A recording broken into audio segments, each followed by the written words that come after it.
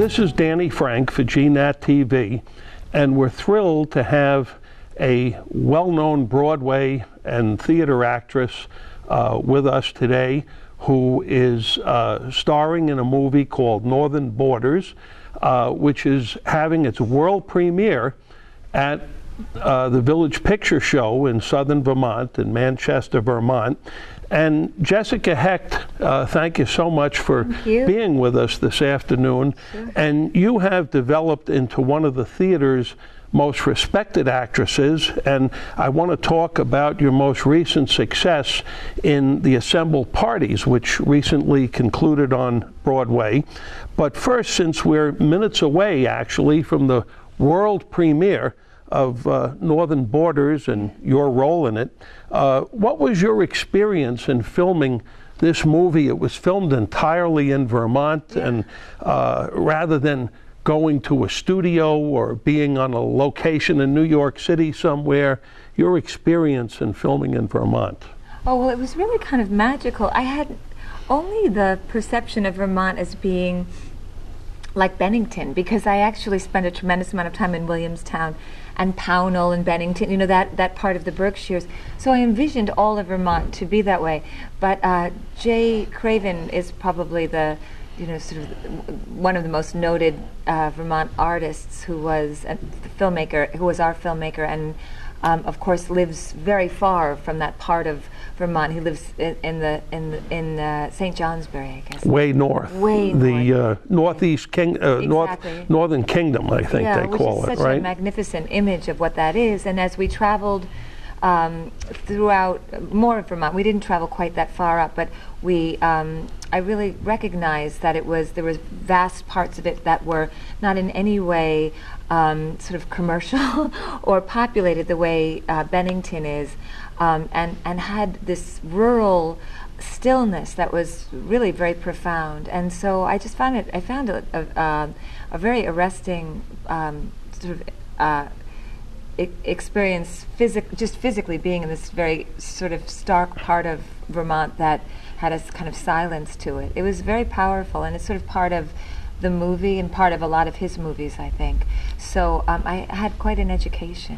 So you feel it really brought a lot to the film, right? Versus doing it in a studio, or where so many motion pictures are done in other locations other than where they're really supposed to be, right? Yeah, exactly. There's a history to Vermont and a simplicity to the way a lot of people live, and a clarity about people's sort of philosophy and their perspective that I think we really viscerally felt from being here, and also from dealing with a lot of people who were natives. And also the film was largely made through the college that Jay teaches at. They made up our crew. It was really kind of remarkable. Marlborough College. Marlborough College, sure, yeah. Well, you know, Jessica, that's a wonderful experience for a college student to be able to work with actresses of your caliber and some of the other folks in the motion picture, right? Higher caliber. So, I mean, that's a tremendous experience for these people. It was, you know, what was very beautiful. They were extremely hardworking and very, very eager and very sort of. They really wanted to have this integrity of making the film set as genuine as possible. So they were very attentive to what Jay needed. And what was very beautiful as well was that Bruce Dern, who is such a consummate actor, was so wonderful with them. I actually loved watching him with the students. He's a truly great actor, but he also loves talking about acting. So he's a fantastic raconteur, and he would tell all these stories to the students on the set, and he really, the expression to take someone under their wing was like you would see Bruce Dern's picture in the dictionary when he sort of really inspired these kids, and I loved watching him, and the students then, of course, worked 10 times harder from being in everyone's company. And Little Marlborough College, Chris Noth is an alumnus of there. Yeah, it's a great school. It's a very artistic school. Yeah. So Jessica Hecht, like many states, Vermont tries to encourage more motion picture and television production here, and of course it's very competitive with a number of states, and Vermont is a relatively small state. So what would you tell to the producers and directors and the actors and actresses and creative people about why maybe they should consider Vermont as a state for film? I think because of the variety in terms of the population and the landscape. I mean, the landscape is consistently beautiful and green and cold and lush, but there are parts of it that could really, to be very honest, could really play for any part of this country. It could play for Appalachia, it could play for Connecticut, it could play, because there are parts of it that are, I think, more impoverished than others, and there are parts that are incredibly rich financially and scenically. And so, but also I would say across the board, the work ethic is superb. And so you would find these people really very happy to work on the film in an incredible way. And a lot of people came here as well from big cities, both Boston and New York and other places, and landed here. So you have this sense of sophistication in the population also that's pretty incredible. Well, it's really not that far from New York City and Boston, and 3 hours.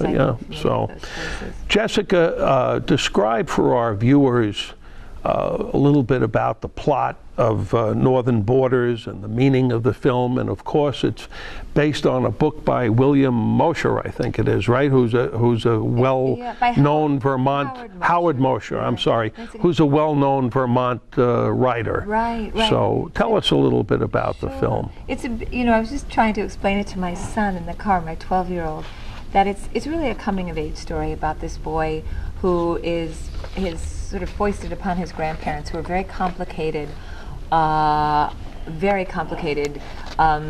sort of almost mythological human beings. They both have these complicated histories, and their marriage is very dense and not in any way loving, but very intertwined. And it's about coming to them at a late stage in their lives and really introducing himself to them as this kind of quirky kid, and he is left there by his father, and I play his aunt, who has a very pained, strained relationship with the two of them as well. And I come to that place that same winter, and he and I bond, and the story is really about him kind of finding comfort in the face of these very stark people.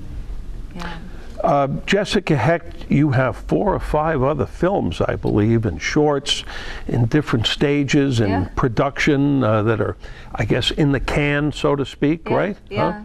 I've done a lot. I did a lot of short films this year because there's sort of this demand for them now, and the kind of artistic demand in the festival scene. So that was great. And La Refuge, right? Yes, that and The Arm. The Arm, that was at Sundance this past year, and by an amazing filmmaker, Brie Larson, who's also a wonderful actress.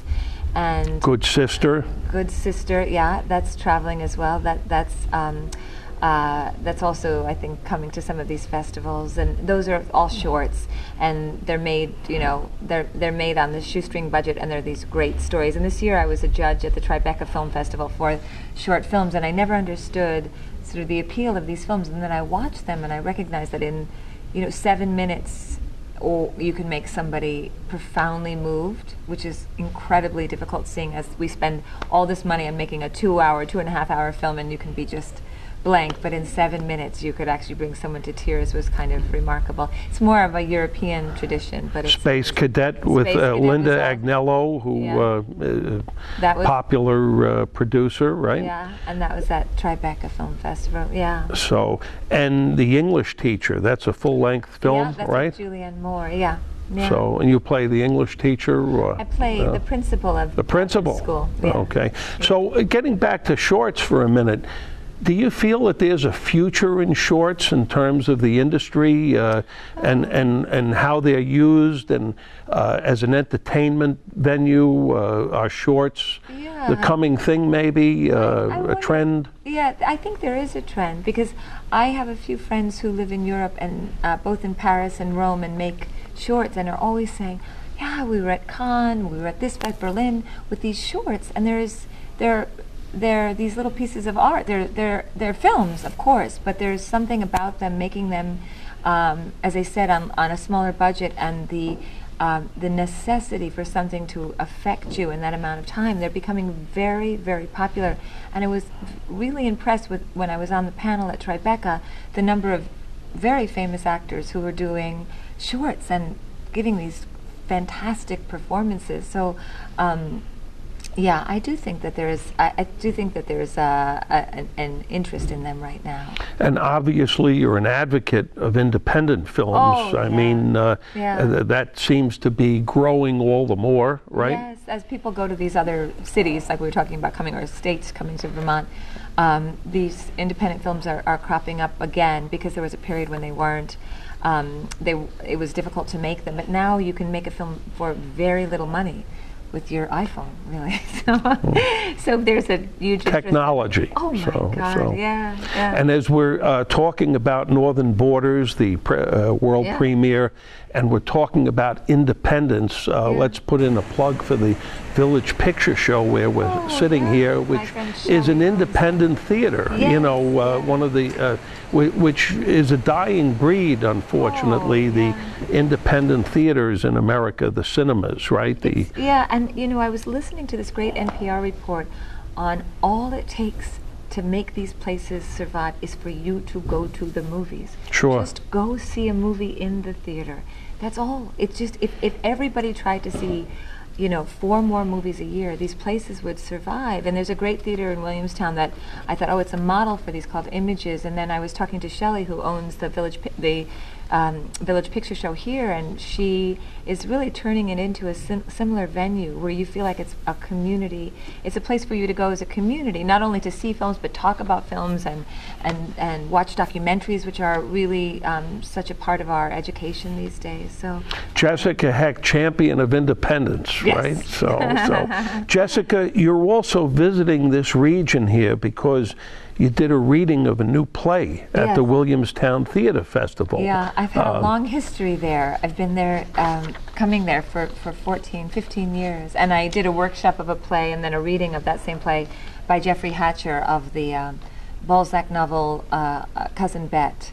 And that was it's a great, Jeffrey Hatcher is a great writer, but that was really a delicious experience. Yeah. Well, you've appeared in a number of plays at the Williamstown Theater Festival, which of course is part of Williams College, and it really is a jewel of summer theater, American summer theater, right? It is. It's a tremendous theater in terms of bringing both classical work, or what we would consider sort of more old school work, and amazing new, you know, really new independent, so we're talking about experimental work, to the same theater, and had been doing so since I think 1955. But it is such a haven for New York artists to come to and work, and it trains all of these young actors. But it's an incredibly, I would say it's an incredibly evolved regional theater, and it's fantastic. Well, the last couple of years, I've seen you in 2 classics there. I saw you in Our Town, of course, which is a famous classic play, and A Streetcar Named Desire. Had a very, very powerful part in Streetcar, of course. Hatcher played Blanche in that. Yeah, that was really a life-changing experience, doing Streetcar, but also doing it at a theater that I have such a tremendous sense of home and sentimentality for. So as an actress, what first turned you on to Williamstown Theater Festival? Was there a discovery there, what is it, metamorphosis, is that the word? Is there? I guess I felt the first play I ever did was an incredibly funny play by this wonderful writer, Paul Rudnick, which was the Adam and Eve story, called The Most Fabulous Story Ever Told. But Eve had a girlfriend and Adam had a boyfriend. So it was like this great, it was fantastic. And it was this, we came to the middle of this, you know, this sort of seemingly conservative town, and we were met by such delicious, wonderful appreciation. And the play then actually wound up going to New York. But it seemed like this fantastic place where people made theater in a really unpressured environment. And then suddenly in 3 weeks, which is a very, very short time to create a play, in 3 weeks something kind of fantastic popped out. And it's also like summer camp. There's just all your actor friends, the whole community, and directors and writers from New York is transplanted to this very scenic place. It's totally like camp for grown-ups. Yeah. So, Jessica Hecht, in recent years, you've starred in theater in New York, both Broadway and off-Broadway, and of course, very impressive front-page story on you in the New York Times for your run with the Assemble Parties. That was a great show, must have been a wonderful experience, right? When a show thrives and does so well, and all of the elements seem to come together, right? It got very good reviews. It was, you never know what's going to happen, I will tell you that much. It was actually for us, for the actors, a huge surprise because it felt very intimate. We were having this experience where we didn't know if it was going to play to a big Broadway house. And so the thrill, when we were in rehearsal for that play, it was a very comic play, and not a single person in the rehearsal room would ever laugh. And so when we then brought it before this house, and then at the very end it's very moving and it's very sad, but we had no idea if there was any sense that anybody would find it funny or moving. Yeah, you know, I think I got a lot of attention from that because it was, it's just a beautiful part that Richard Greenberg wrote for me, and it was a very unique part. But I also feel that I really lucked out. It was like a confluence of events, and the Manhattan Theater Club was so supportive of me, and I was able to get a lot of just great support for it. It was a definite people pleaser, that play. It was I think that there were a lot of people situations and circumstances in the show that people don't like to discuss, but will identify with, right? I mean, they could pick out certain situations, and the characters, right? It spans 20 years, and it's the life of this Upper West Side Jewish family, this sort of cultural family, culturally elite family, and it spans this 20-year period. And you look at this woman, I played the matriarch, and it's really about what happens in the course of 20 years and the people that you think will be there 20 years later who are not, and the kind of comfort which you thought these people would survive or live was not present at all in 20 years, but what they have is this kind of sense of hope that is really profound. It's about family, and I think a lot of people looked at it and thought, oh my God, it was us, you know, oh, that's my aunt, oh, that's my mother, you know. So it was incredibly moving to have people come backstage and were crying because they recognized something in themselves. Well, also you had to play a character that as a younger person, and then as an older person, and as a person on their way to passing away. So obviously there was a lot of work and preparation in the character development there, right? Of that character. There was a tremendous to take that. It wasn't just a slice of that person's life. It was a whole time span, right? It was, and at the end, when it's not running, and so you don't need to. But the character ultimately is dying of cancer at the end, but she's this very vital movie star at the beginning, ex-movie star. So but the play is so well written that it's actually less difficult to perform when something's beautifully written. The playwright takes you there, and beautifully directed. Lynn Meadow was this incredible director, but the play takes you there. Suddenly you're saying these lines that only somebody who was at that stage of their life would say, you know. So it was a lot of work, but it was not me who did it all. Jessica Hecht, you'll always be remembered for the recurring role in the TV Legend series that you had in Friends. Any retrospective thoughts about the Friends series now as you look back on it, and when you were doing it years ago, and what you might have thought then, and your feelings now? You know, that really winds up in the category, who would have thunk? I don't know, because it was a wonderful, fun experience, but I was so naive. I had no idea that it was going to be really, truly iconic, an iconic television experience. I had no idea, because they were all just really nice actors, kind of just doing their thing, kind of very, like, Jennifer Aniston's very girlfriendy. All of them were just like, I'm talking. I was, you know, like thinking about getting married and thinking about other things, and it didn't strike me as that big a deal. I was just so thrilled to get paid to work, because I was used to doing these crazy plays in the Lower East Side of New York. And doing that, did you ever think that that series would wind up on the the plateau that it has? Honestly, you know, I mean this honestly. You can go anywhere in the world. No, I would never think that. We go to Italy a fair amount. My husband's Italian. People say, "Oh my God, are you the one from Friends?" You think, how could that be, that you could go anywhere in the world and someone would recognize you? Yeah, so no. Now, Jessica Hecht, you mentioned your husband, Adam Bernstein. He's one of America's most successful directors, right? And wasn't there something on this past week that everybody was watching that he... Yes, Breaking Bad, right? He had a tremendous amount to do with. Yeah, so that also is one of those shoes. We had such a lovely time. I worked on that a bit too, and we had such a lovely time, and then it is equally a phenomenon beyond. We're very lucky, yeah.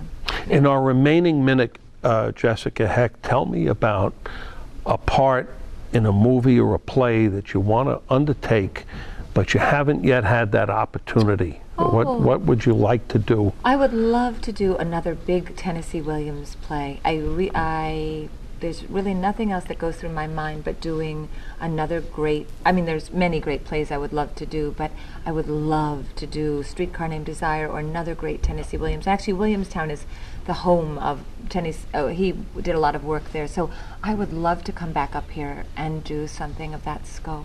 Or Arthur Miller, I also profoundly interested in that. And shoot another movie in Vermont, right? I'm not joking, yes. So, Jessica Hecht, it appears that the Village Picture Show's movie premiere for Northern Borders, which you're starring in, is starting in a couple of minutes. Yes. So we want to get ready for that, and thank you for visiting so much. Having me. This is Danny Frank for GNAT TV. Thank you.